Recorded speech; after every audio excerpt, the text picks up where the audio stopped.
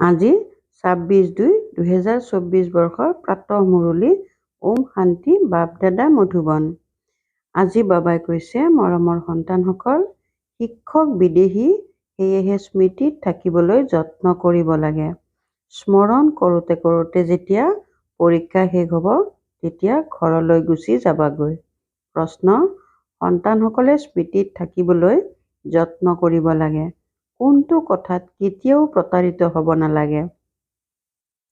উত্তৰ: আত্মাৰ সাক্ষাৎকাৰ হ'ল জিলমিল দেখিলা, ইয়াৰ পৰা কোনো লাভ নহয়। এনেকুৱা নহয় যে সাক্ষাৎকাৰৰ দ্বাৰা বা বাবাৰ দৃষ্টি পৰিলে পাপ মোচন হৈ যাব বা মুক্তি পোৱা যাব। নহয়, তেনেকৈ ভাবিলে আৰু বেছিকৈহে প্ৰতাৰিত হৈ যাবা। স্মৃতিত থাকিবলৈ যত্ন কৰা। যত্ন কৰিলেহে কৰ্মাতীত অৱস্থা প্ৰাপ্ত হ'ব। এনেকুৱা নহয় যে বাবাই দৃষ্টি দিলে তোমালোক পাৱন হৈ যাবা। যত্ন কৰিব লাগে। ওম শান্তি। আত্মিক পিতাই আত্মিক সন্তানসকলক বুজাই, পঢ়াই, যোগ শিকায়। যোগ কোনো ডাঙৰ কথা নহয়। যেনেকৈ সন্তানসকলে যেতিয়া পঢ়ে, তেতিয়া যোগটো নিশ্চয় শিক্ষকৰ সৈতেই থাকে যে আমাক অমুক শিক্ষকে নিজৰ সমান কৰি তুলিবলৈ পঢ়ায়। লক্ষ্য উদ্দেশ্যটো থাকেই। বুজি পায় যে অমুক শ্ৰেণীত পঢ়ি আছো।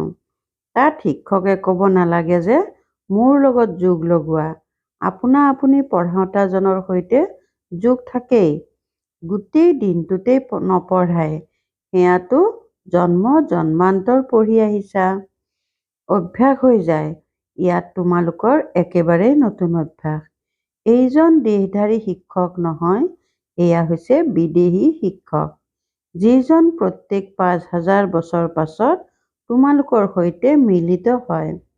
তেওঁ নিজেই কয়, মই তোমালোকৰ দেহধাৰী শিক্ষক নহয়। সেইকাৰণে স্মৃতি স্থায়ী হৈ নাথাকে। নিজক আত্মা বুলি বুজিব লাগে যে মোক পৰমপিতা পৰমাত্মা শিক্ষকে পঢ়াই আছে। যেতিয়ালৈকে পৰীক্ষাত উত্তীৰ্ণ নোহোৱা, তেতিয়ালৈকে শিক্ষকক নিশ্চয় স্মৰণ কৰি থাকিব লাগে। স্মৰণ কৰোঁতে কৰোঁতে পৰীক্ষাত উত্তীৰ্ণ হৈ যাবা। তেতিয়া ঘৰলৈ গুচি যাবাগৈ। পৰীক্ষা সম্পূৰ্ণ হোৱাৰ লগে লগে ড্ৰামা অন্ত হৈ যায়। আকৌ তোমালোক সন্তানসকলে জানা যে আমাৰ অৰ্থাৎ আত্মাত ৮৪ জন্মৰ ভূমিকা নিহিত হৈ আছে, যি আমি পালন কৰিব লাগে। এয়াও এতিয়াহে গম পোৱা। পাছত তাত এই কথা স্মৃতিত নাথাকিব। ইয়াত তোমালোকে সকলো জ্ঞান প্ৰাপ্ত কৰা। শিক্ষকেহে বহি লৈ গোটেই জ্ঞান সন্তানসকলক বুজায়, যিবোৰ বুজি গৈ থাকিব লাগে আৰু স্মৃতিটো নিশ্চয় থাকিব লাগে। পিতাই বাৰে বাৰে কয়, মন মনা ভৱ। মনে মনে কেৱল মোক পৰমাত্মাক স্মৰণ কৰি থাকা। মন মনা ভাৱৰ অৰ্থও আছে। সন্তানসকলে বুজি পায় যে এইটো সঠিক শব্দ। পিতাই নিজেই কয়, মোক স্মৰণ কৰা, তেতিয়া বিকৰ্ম বিনাশ হ'ব। এই ক্ষেত্ৰত সময়টো লাগেই। নিজকেই পৰীক্ষা কৰিব লাগে। পঢ়াত যেনেকৈ বিভিন্ন বিষয় থাকে, বুৰঞ্জী, হিচাপ নিকাচ, গণিত, বিজ্ঞান ইত্যাদি, বিদ্যাৰ্থীয়ে বুজি পায় যে মই কিমান দূৰ উত্তীৰ্ণ হ'ম। তোমালোক সন্তানসকলৰ বুদ্ধিত আছে যে আমি ইমান নম্বৰ লৈ উত্তীৰ্ণ হ'ম। নিজকে চোৱা উচিত যে মই বাবাক পাহৰিতো নাযাওঁ। বহুতে লিখে, বাবা মায়াই বাৰে বাৰে পাহৰাই দিয়ে। মায়াৰ বহুত ধুমুহা আহে। বিকল্প নেতিবাচক সংকল্প আহে। বুজি নোপোৱা কাৰণে লিখে, বাবা ইয়াৰ দ্বাৰা পাপটো নহয়। এনেকুৱা সংকল্প বিকল্প আহি থাকে। দেখিলে বিচাৰ আহে, এইটো কৰোঁ, ইয়াৰ দ্বাৰা পাপটো নহয়। পিতাই কয়, নহয়, পাপ তেতিয়া হ'ব যেতিয়া কৰ্মেন্দ্ৰিয়ৰ দ্বাৰা বিকৰ্ম কৰিবা। বাবাই বাৰে বাৰে বুজাই থাকে, সন্তানসকলৰ জ্ঞানটো আছে। এইটোও জানে যে বিষ্ণু আৰু শ্ৰীকৃষ্ণৰ হাতত স্বদৰ্শন চক্ৰ কিয় দেখুওৱা হৈছে। এনেকুৱা দেখুৱাই যে অকাসুৰ বকাসুৰক বধ কৰিলে। কিন্তু বধ কৰোঁতাতো কথাই নাই। এয়াতো নিজৰ পাপ ভস্ম কৰাৰ কথা। শিৱ বাবাকো সদৰ্শন চক্ৰধাৰী বুলি কোৱা নহয়। তেওঁৰ গোটেই চক্ৰৰ জ্ঞান আছে। আত্মাই পিতাৰ পৰাই জ্ঞান পাইছে। এই সৃষ্টিৰ চক্ৰ কেনেকৈ ঘূৰি থাকে। সদৰ্শন চক্ৰ ধাৰণ কৰি নিজৰ পাপ ভস্ম কৰিব লাগে। জ্ঞান ধাৰণ কৰি পিতাক স্মৰণ কৰা। পিতাক স্মৰণ কৰিলেহে বিকৰ্ম বিনাশ হয়। প্ৰত্যেকে নিজৰ বাবে যত্ন কৰিবলগীয়া হয়।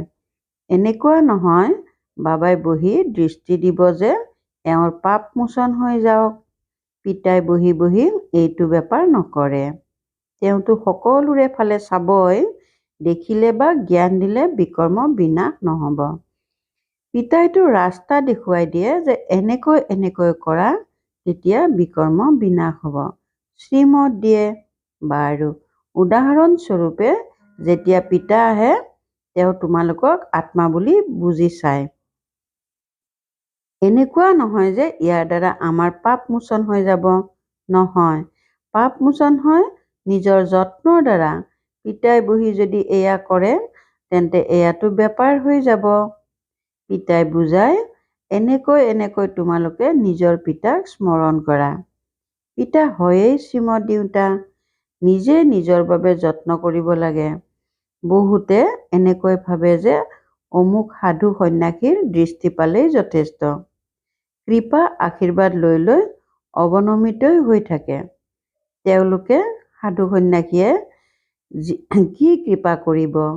তেওঁলোকেতো নিজৰ ব্ৰহ্মতত্ত্বক মহাতত্ত্বকেই স্মৰণ কৰিব। পিতাইতো স্পষ্টকৈ ৰাস্তা দেখুৱাই দিয়ে যে এনেকৈ এনেকৈ কৰা। গায়নো কৰে, নাঙঠ হৈ আহিছিলা, নাঙঠ হৈ যাব লাগিব। এই গায়নো এই সময়ৰেই। পিতাৰ উক্তিবোৰ পুনৰ ভক্তিৰ কামত আহে। এতিয়া পিতাই কয় মোক স্মৰণ কৰা, তেতিয়া বিকৰ্ম বিনাশ হ'ব। পিতাইতো শ্ৰীমত দিয়ে। এয়াও ড্ৰামাত তেওঁৰ ভূমিকা আছে। ইয়াকে তেওঁৰ সহায় বুলি ক'ব পাৰা। ড্ৰামা অনুসৰি শ্ৰীমতৰ গায়ন কৰা হৈছে। পিতাইতো মত দিব লাগে। তেওঁ কয়, নিজক আত্মা বুলি বুজা, এনেকুৱা নহয় সহায় কৰি কৰ্মাতীত অৱস্থাত লৈ যাব। নহয়, সময় লাগে।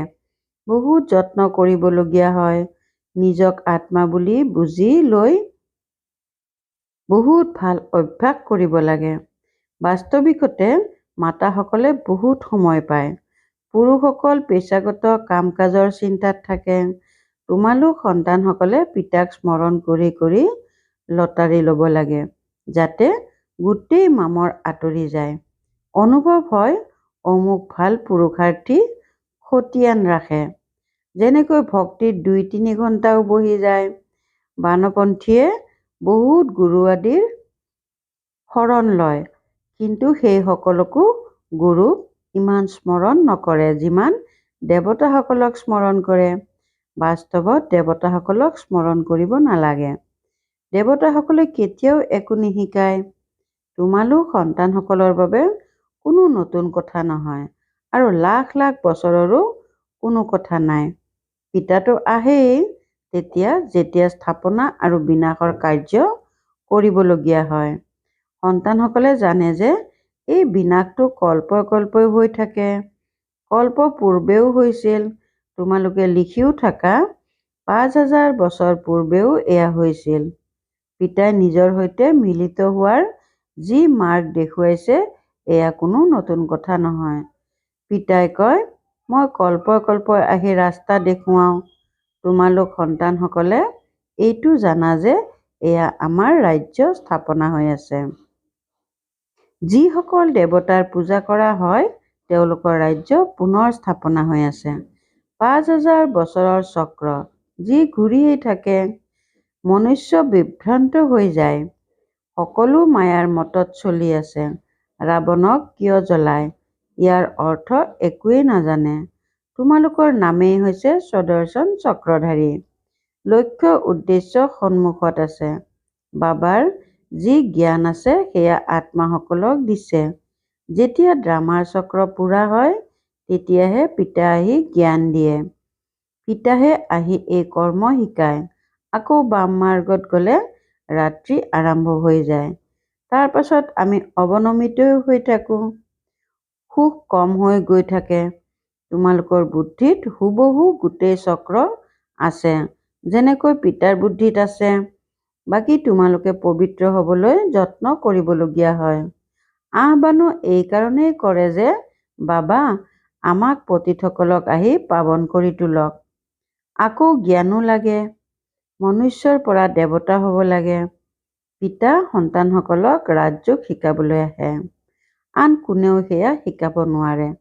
পতিত পাৱন পিতাক আহ্বান কৰে, বাবা আহি আমাক পাৱন কৰি তোলক। এতিয়া তোমালোক পুণ্য আত্মা হৈ আছা। বিশ্বৰ বুৰঞ্জী ভূগোল আকৌ পুনৰাবৃত্তি হৈ আছে। কিমান গূঢ় কথা! মনুষ্যই আত্মাকো নাজানে, পৰমাত্মাকো নাজানে। আত্মাৰ যি হয়, যেনেকুৱা হয়, আত্মাৰ যেনেকুৱা ভূমিকা, সেয়াও পিতাইহে শুনায়।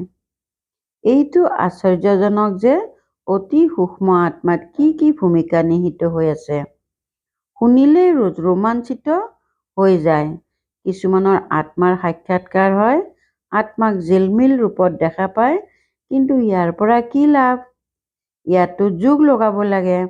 মনুষ্যই ভাবে সাক্ষাৎকাৰ হ'ল, মুক্তি পালো, পাপ ভস্ম হৈ গ'ল।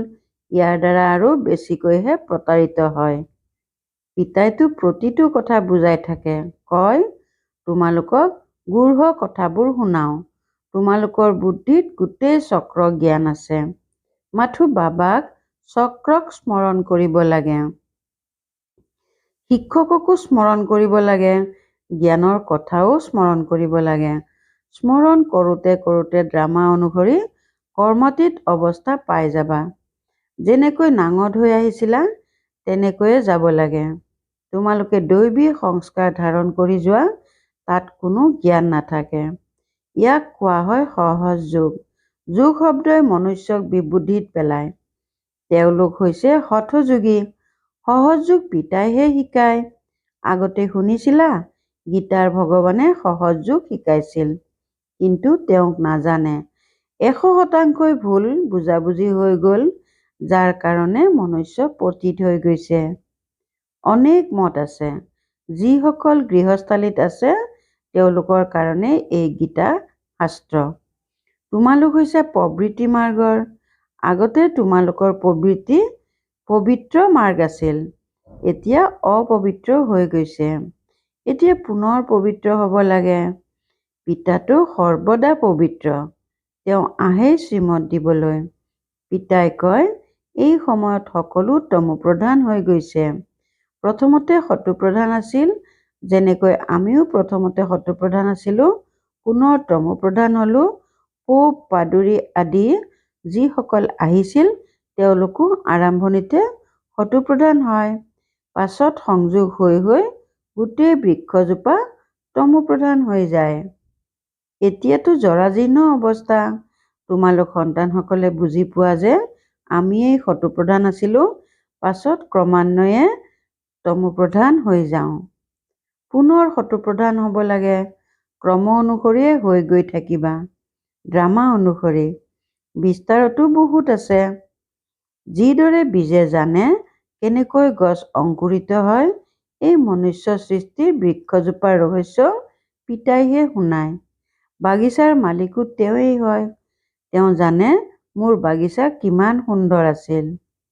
পিতাৰতো জ্ঞান আছে নহয়, কিমান উত্তম ঈশ্বৰৰ বাগিচা আছিল। এতিয়াতো ছয়তানৰ বাগিচা। ছয়তান বুলি কোৱা হয় ৰাৱণ ৰাজ্যক, য'তে ত'তে মৰামৰি লাগিয়েই থাকে। এতিয়া যি আণৱিক বোমা আছে, সেয়াও তৈয়াৰ কৰি ৰাখিছে।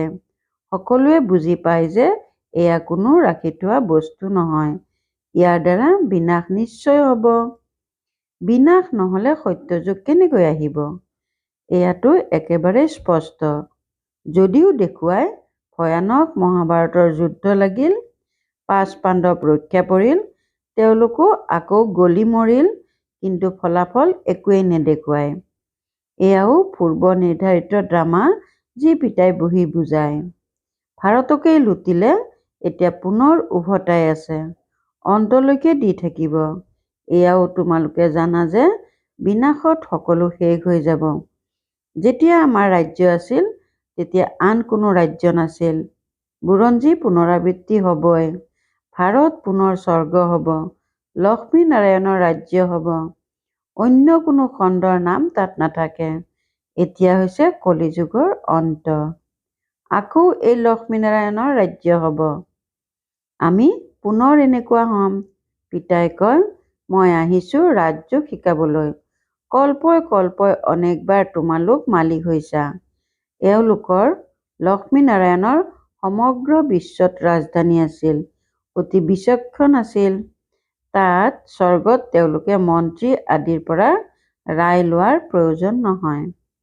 এই ড্ৰামা পূৰ্ব নিৰ্ধাৰিত আকৌ পুনৰাবৃত্তি হ'ব। শ্ৰীকৃষ্ণৰ মন্দিৰক কোৱা হয় সুখধাম। শিৱ বাবা আহি সুখধাম স্থাপনা কৰে। তেওঁলোকে নিজেই কয় যীশুখ্ৰীষ্টৰ ৩০০০ বছৰ পূৰ্বে ভাৰত স্বৰ্গ আছিল। প্ৰথমতে এটা ধৰ্ম আছিল, পাছত অন্য ধৰ্মবোৰ আহিল। সন্তানসকল আচম্বিত হোৱা উচিত। বাবাই আমাক কেনেকৈ বাদশ্বাহী অৰ্থাৎ সাম্ৰাজ্য দিয়ে। পিতা আহি ভক্তিৰ ফল দিয়ে। কিমান সহজ কথা, কিন্তু পুৰুষাৰ্থৰ ক্ৰম অনুসৰি বুজিবও তেওঁলোকেই যিয়ে কল্পপূৰ্বে বুজিছিল। ভাল বাৰু, অতি মৰমৰ কল্পৰ পাছত পুনৰাই মিলিত হোৱা সন্তানসকলৰ প্ৰতি মাতা পিতা বাপ দাদাৰ স্নেহপূৰ্ণ স্মৰণ আৰু সুপ্ৰভাত। আত্মিক পিতাৰ আত্মিক সন্তানসকলক নমস্কাৰ। ধাৰণাৰ বাবে মুখ্য সাৰ ১ নম্বৰ, সদৰ্শন চক্ৰ ধাৰণ কৰি নিজৰ পাপ ভস্ম কৰিব লাগে। সাৱধান হোৱা যাতে কৰ্মেন্দ্ৰিয়ৰ দ্বাৰা কোনো পাপ নহয়। কৰ্মাতীত হ'বলৈ নিজে যত্ন কৰা। ২ নম্বৰ, সাক্ষাৎকাৰৰ আশা ৰাখিব নালাগে। সাক্ষাৎকাৰৰ দ্বাৰা মুক্তি পোৱা নাযায়, পাপ মোচন নহয়। সাক্ষাৎকাৰৰ পৰা লাভ নহয়। পিতাক আৰু জ্ঞানক স্মৰণ কৰিলেহে মামৰ আঁতৰিব। বৰদান, চেহেৰাৰ দ্বাৰা সৰ্বশ্ৰেষ্ঠ প্ৰাপ্তিৰ অনুভৱ কৰাওঁতা সৰ্বপ্ৰাপ্তি সম্পন্ন হোৱা। সংগম যুগত তোমালোক ব্ৰাহ্মণ আত্মাসকলৰ বৰদান প্ৰাপ্ত হৈছে সৰ্বপ্ৰাপ্তি সম্পন্ন হোৱা। এনেকুৱা বৰদানী আত্মাই পৰিশ্ৰম কৰিবলগীয়া নহয়। তেওঁলোকৰ চেহেৰাৰ জেউতিয়ে কয় যে এওঁলোকে কিবা পাইছে। এওঁলোক প্ৰাপ্তিস্বৰূপ আত্মা। কোনো কোনো সন্তানৰ চেহেৰা দেখি জগতৰ লোকে কয় যে লক্ষ্য উচ্চ, এওঁলোকে বহুত উচ্চ ত্যাগ কৰিছে। ত্যাগ দেখা পোৱা যায়, কিন্তু ভাগ্য নহয়। যেতিয়া অৰ্থাৎ ত্যাগ দেখা পোৱা যায়, কিন্তু ভাগ্য নহয়। যেতিয়া সৰ্বপ্ৰাপ্তি নিচাত থাকি নিজৰ ভাগ্য দেখুৱাবা, তেতিয়া সহজে আকৰ্ষিত হৈ আহিব। শ্লোগান, য'ত উৎসাহ উদ্দীপনা আৰু একমতৰ সংগঠন আছে, ত'ত সফলতা সমাহিত হৈ আছে। য'ত উৎসাহ উদ্দীপনা আৰু একমতৰ সংগঠন আছে, ত'ত সফলতা সমাহিত হৈ আছে। ওম শান্তি।